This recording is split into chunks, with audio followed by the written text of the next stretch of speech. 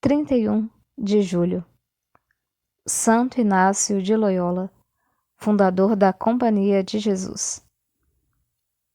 Havia várias semanas que Inácio de Loyola, oficial espanhol, nascido em Biscaia no ano de 1491, esperava sua perfeita cura da perna, que tinha sido quebrada em 1521 por uma bala de canhão no cerco de Pamplona.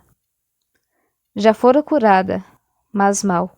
Foi preciso quebrá-la de novo, consertá-la segunda vez. Por fim, ficou curada. Mas ele percebeu um osso que avançava demais abaixo do joelho e lhe causava uma deformidade notável.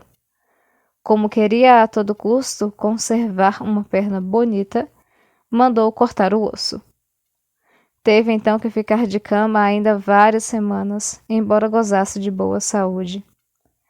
Com isso, ficou enfadado. Pediu romances para se distrair. Mas não os encontraram. Deram-lhe uma vida dos santos. Ele a leu, primeiro, para passar o tempo, mas pouco a pouco tomou gosto pela leitura e a ela se dedicou inteiramente, de tal sorte que passava assim dias inteiros. Não se cansava de admirar nos santos o amor da solidão e da cruz. E dizia para si mesmo: como? E se eu fizesse o que fez São Francisco? E então, se eu fizesse como um São Domingos? Aspirava sempre a coisas difíceis e grandes, e parecia-lhe que tinha força para isso, por este único motivo. São Domingos o fez, então eu farei também. Depois, a esses pensamentos de Deus sucediam pensamentos do século. Mas notou uma grande diferença entre uns e outros. Os pensamentos do século o alegravam apenas por um momento, para depois o deixarem de novo triste e árido.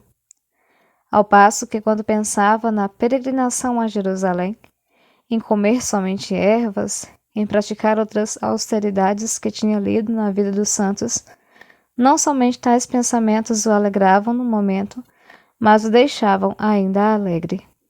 A única resolução que tomou então foi, após sua cura, ir a Jerusalém e praticar toda sorte de austeridades para fazer penitência. Pensando no que faria a seu regresso de Jerusalém, veio-lhe à mente entrar na ordem dos cartuchos de Sevilha, sem se dar a conhecer, para ser menos estimado, e comer apenas ervas. Mas lembrando-se das penitências que se propunha fazer, temia não poder, entre os cartuchos, praticar o ódio que tinha concebido contra si mesmo. Um de seus criados, indo a Burgos, recomendou-lhe tomasse informações sobre a vida desses religiosos.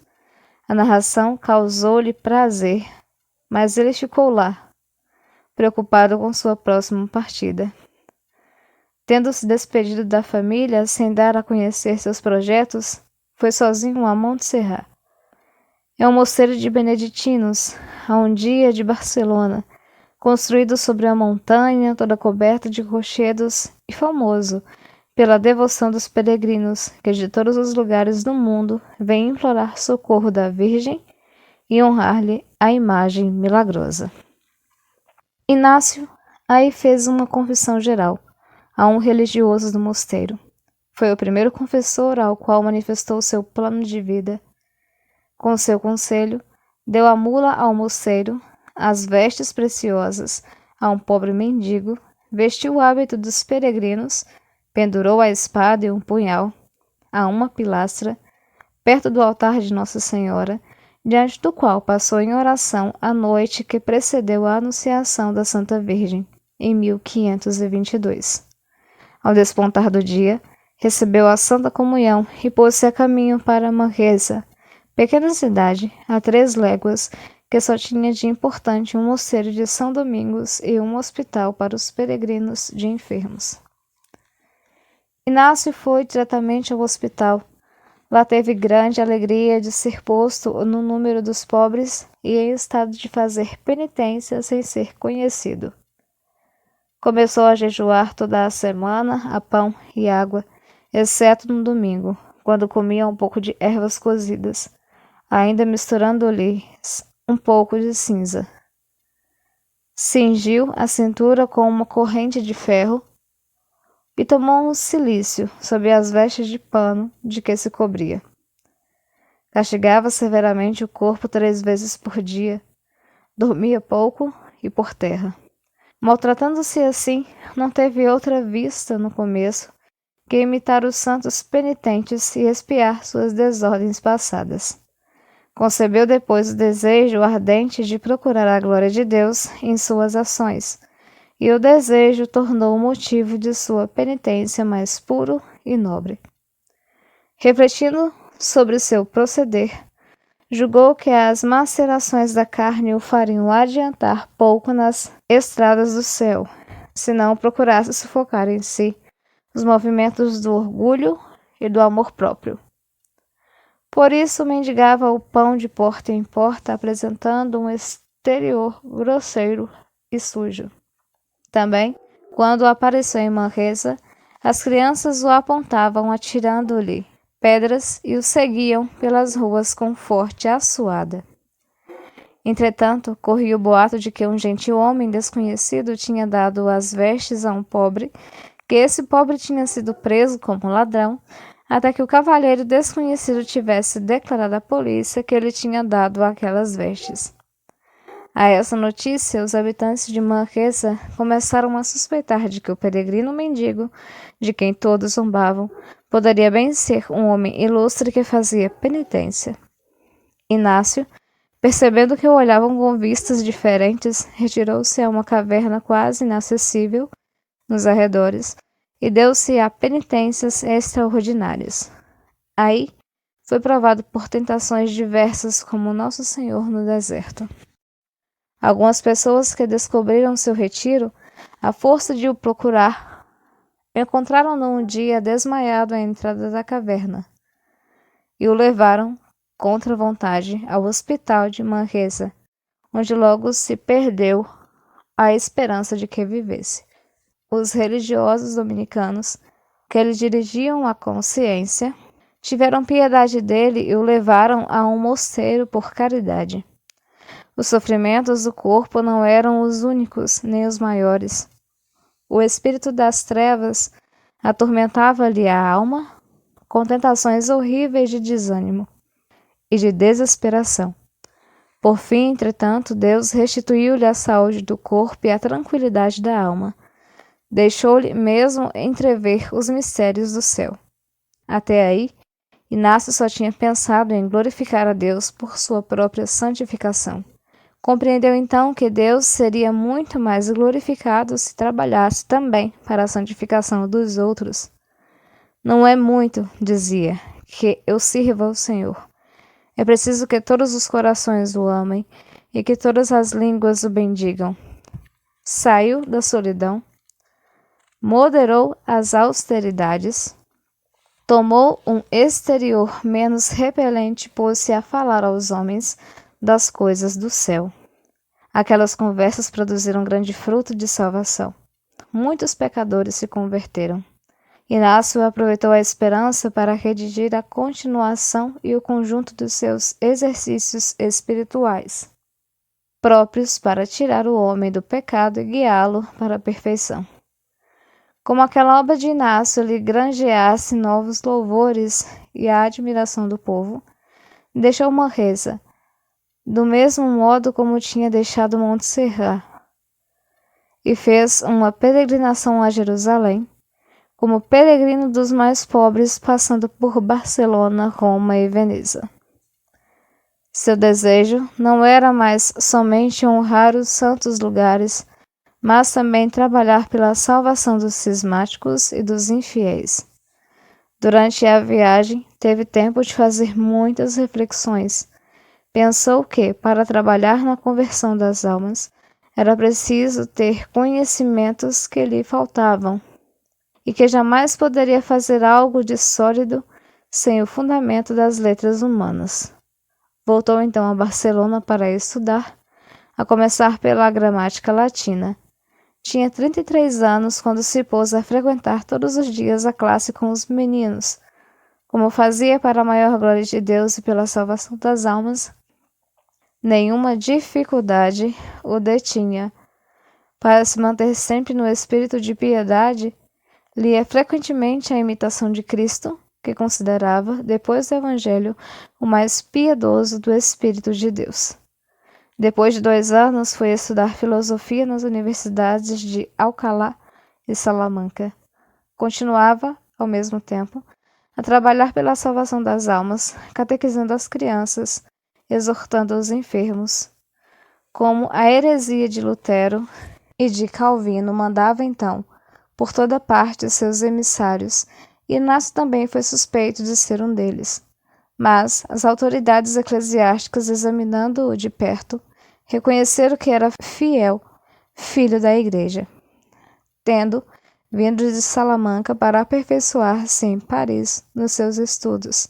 Aí comunicou seu zelo a uma meia dúzia de companheiros, com os quais se consagrou a Deus no dia da Assunção da Santíssima Virgem em 1534, na capela subterrânea da igreja de Montmartre.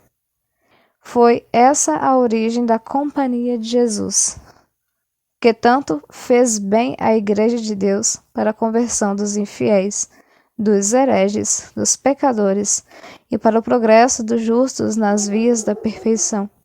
Entre os primeiros discípulos de Santo Inácio, admiramos sobretudo São Francisco Xavier, apóstolo da Índia.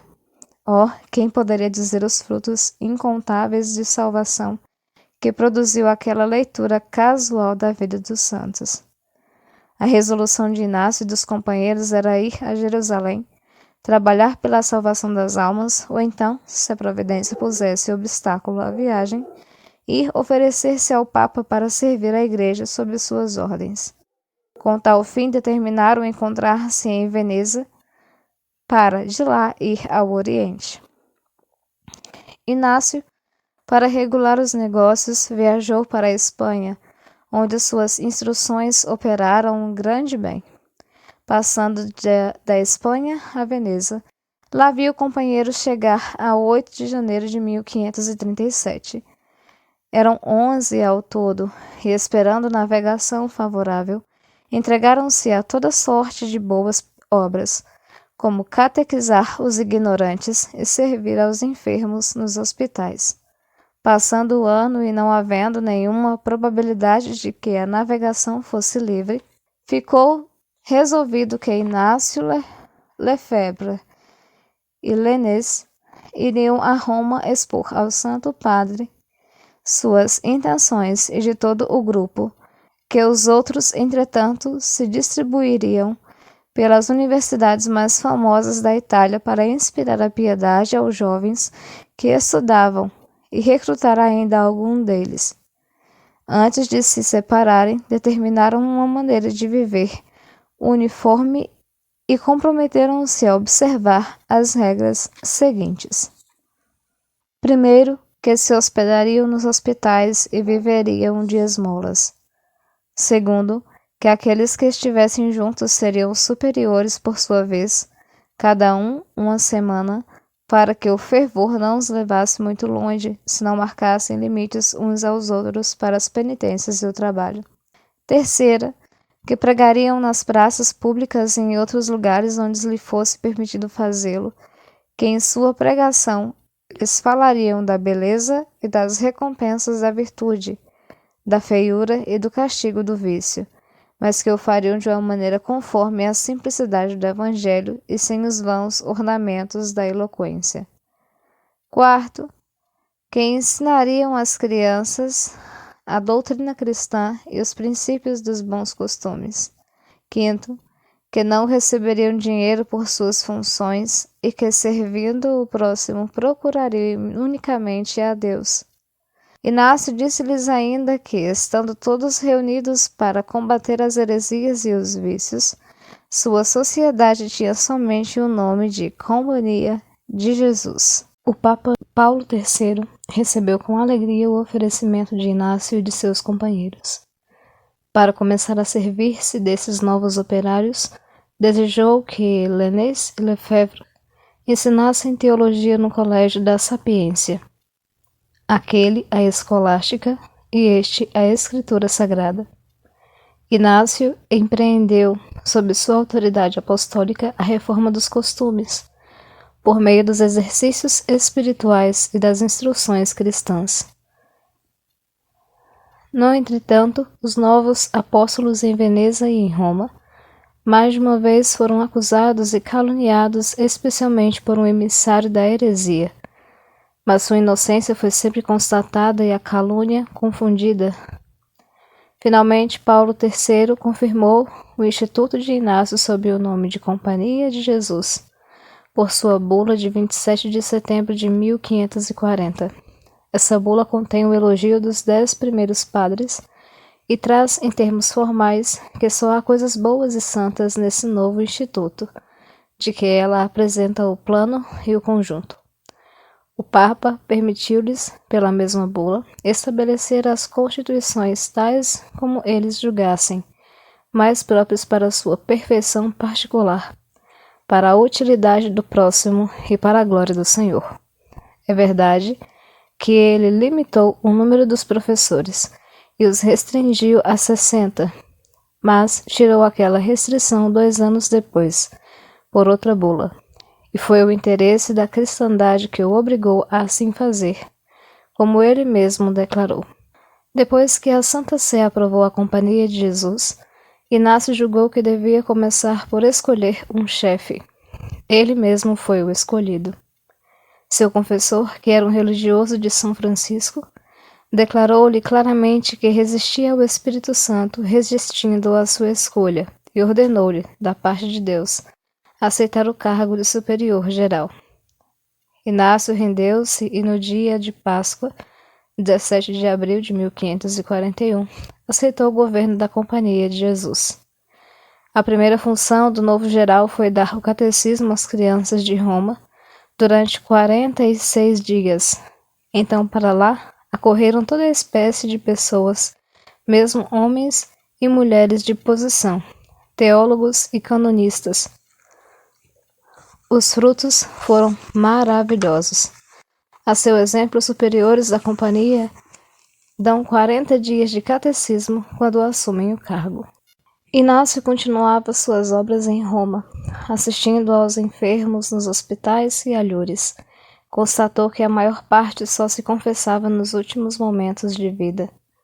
Obteve então de Paulo III se renovasse a decretal de Inocêncio III, que ordena que o médico só veja os doentes depois de eles se terem confessado. O novo Papa trouxe a isso uma modificação. Permitiu 2 visitas do médico antes da confissão do doente e proibiu a terceira sob penas rigorosas. Uma prática tão cristã se observa ainda na Itália. Inácio converteu muitos judeus e procurou vários estabelecimentos e determinações em favor dos neófitos. Trabalhava ao mesmo tempo na conversão das moças e mulheres de má vida, e reuniu um grande número delas e as colocou num estado conveniente, onde, sem serem obrigadas a fazer votos religiosos, podiam, a salvo do perigo, levar vida cristã. Diziam-lhe às vezes que perdia o tempo e que aquelas infelizes não se converteriam jamais de coração. Quando lhes impedisse somente ofender a Deus uma noite, respondia esse: julgaria meu trabalho bem empregado. Fundou um mosteiro para as moças ainda não perdidas, mas expostas a esse perigo. Ainda mais 2 casas para órfãos, uma para os meninos e outra para as meninas, que ele mesmo dirigiu e que subsistiram por muito tempo. O processo que mantinha nessa espécie de boas obras era nelas incluir o mais possível pessoas ricas e devotas, escolher um cardeal, homem de bem, que ele fosse o protetor, e estabelecer administradores para o temporal e diretores para o espiritual, que governassem sabiamente as casas segundo os estatutos que ele combinava. Mas, quando a coisa estava bem firme e tudo já caminhava por si mesmo, Tinha o costume de se retirar para não causar inveja a ninguém e para empreender outra coisa útil ao público. Esse era o espírito de Santo Inácio: preparar o terreno, semear o bom grão, depois deixar-lhe a cultura e a messe a outros. Fundar boas obras, fundar novas igrejas e de todas as obras a mais excelente. Depois, o mais depressa possível confiar-lhe a administração a um clero indígena para correr a novos desbastamentos, a novas construções. O mundo não conhecia aquele espírito. É o espírito de Jesus que semeia o bom grão, rega-o com o seu sangue e deixa a colheita dos apóstolos. É o espírito de São Paulo que funda por toda parte igrejas para as confiar a padres e bispos e fundar outras igrejas em outros lugares. Bendito seja para sempre o cristão, o missionário, a ordem religiosa que cuidar e conservar esse espírito de São Paulo e de Santo Inácio. O que ainda ocupava noite e dia era o plano das constituições de sua ordem. Para lhe sentir bem o espírito e o conjunto, temos que lhe tomar o oposto do que vemos em Lutero, Calvino e Henrique VIII. Como chefe da Companhia de Jesus, Santo Inácio tinha um espírito de seu Senhor, como o apostolado de Lutero tinha um espírito do seu. Jesus, Deus eterno, fez-se homem, entregou-se à morte por amor à sua Igreja, a fim de a santificar e de a representar a si mesmo, como esposa sem mancha. Afirma estar com ela todos os dias até a consumação dos séculos. Manda-lhe o Espírito Santo para ficar com ela eternamente. Jesus, Deus eterno, diz ao apóstolo que ele chamou de Pedro: Tu és Pedro, e sobre esta pedra edificarei a minha igreja, e as portas do inferno não prevalecerão contra ela. E eu te darei as chaves do reino dos céus, e tudo o que ligares na terra será ligado no céu, e o que desligares na terra será desligado no céu. Apacenta meus cordeiros, apacenta minhas ovelhas. E somente um rebanho e um só pastor. Dizer agora que Jesus, Deus eterno, Jesus a mesma verdade, não manteve sua palavra e que abandonou sua igreja e que o inferno prevaleceu contra ela, é uma mentira dessa velha serpente, que seduziu uma parte dos anjos, que seduziu nossos primeiros pais, que seduziu as nações pagãs dos ídolos. É uma blasfêmia desse rei do orgulho, que não se tendo podido tomar semelhante ao Altíssimo, quer tornar o Altíssimo semelhante a ele, falso e mentiroso. Cristãos, soldados de Cristo, alerta, eis o inimigo, para refutar essa mentira do inferno, para destruir seus perniciosos efeitos, deveis trabalhar a exemplo de Inácio. Levar a Deus todo homem e todos os homens, pela unidade da fé, da esperança e da caridade, sem distinção de grego nem de bárbaro, é esse o fim da Igreja Católica, esse o fim da Companhia de Jesus, esse o voto de todo cristão fiel. Como meio de chegar a esse grande fim, Santo Inácio fundou colégio por toda parte. Para a educação cristã da juventude, fundou em Roma o Colégio Germânico. Para a restauração católica da Alemanha, fundou ainda o Colégio Romano. Para a regeneração cristã e científica do inteiro universo. Havia muito tempo a saúde de Santo Inácio, minada pelo trabalho ininterrupto, ameaçava a ruína. Ele via aproximar-se o fim, não deixava, porém, de ocupar dos cuidados com a companhia, reclamava. Por fim, o mal foi mais forte que sua coragem. Embora suas enfermidades, que aumentavam todos os dias com a idade, não lhe permitissem agir por fora, queria que lhe dessem conta das boas obras de vulto que se faziam na Itália e alhures. Sentindo-se um dia mais fraco que de costume, e considerando que a obediência era a alma e o caráter de sua ordem, mandou chamar o companheiro de seu secretário, e depois de lhe ter dito que não poderia viver por muito tempo, acrescentou: Escrevei, depois que a companhia saiba os meus últimos. É isso que desejo. meus últimos pensamentos sobre a virtude da obediência e ditou-lhe o que segue. Primeiro, desde que eu entrar na religião, meu primeiro cuidado será abandonar-me inteiramente ao governo de meu superior. Segundo, seria de se desejar que eu caísse nas mãos de um superior que determinasse dominar meu juízo e que se desse todo a isso. Terceiro, em todas as coisas onde não há pecado, é preciso que eu siga o juízo de meu superior, e não o meu. Quarto, há 3 maneiras de obedecer. A primeira, quando fazemos o que nos é mandado em virtude da obediência, e essa maneira é boa. A segunda, que é melhor, quando obedecemos às simples ordens. A terceira, e a mais perfeita de todas, quando não esperamos a ordem do superior, mas a prevenimos e adivinhamos sua vontade.